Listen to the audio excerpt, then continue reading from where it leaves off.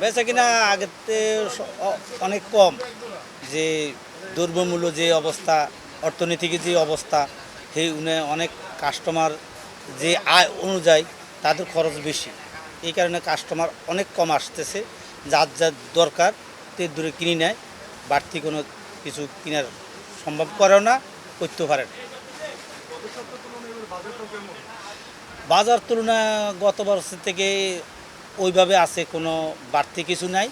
খালি তেলের ক্রাইসিসটা একটু বেশি, তাই তেলটা কিনতে হয় 965 টাকা, গায়ে রেট হচ্ছে 75 টাকা, 70 টাকা বিক্রি করতে হয়। তে আইন তো বহুত বিজিবি খাইতে হয়।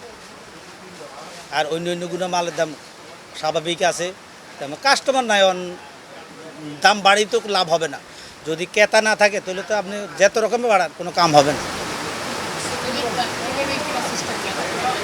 তেলের ক্রাইসিসটা এখন যারা সরকারের লোকরা বলতে পারবো, যারা ইনপুট করে তারা বলতে পারবো।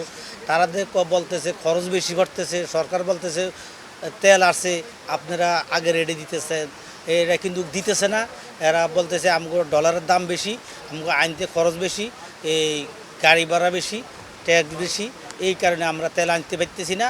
এই কারণে ওনারা ক্রাইসিসভাবে এভাবে পড়ে রয়েছে, মানে যা আনতেছে তাই দিতেছে।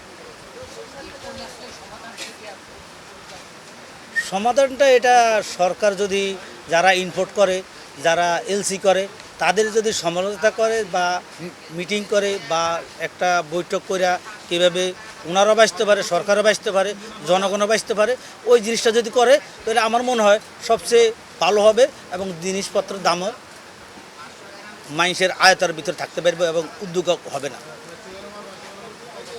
আসলে ঈদের আগে তো মানুষ এবারকে কোরবান, তো অনেক টাকা পয়সা দরকার, অনেকে কোরবান দিবে।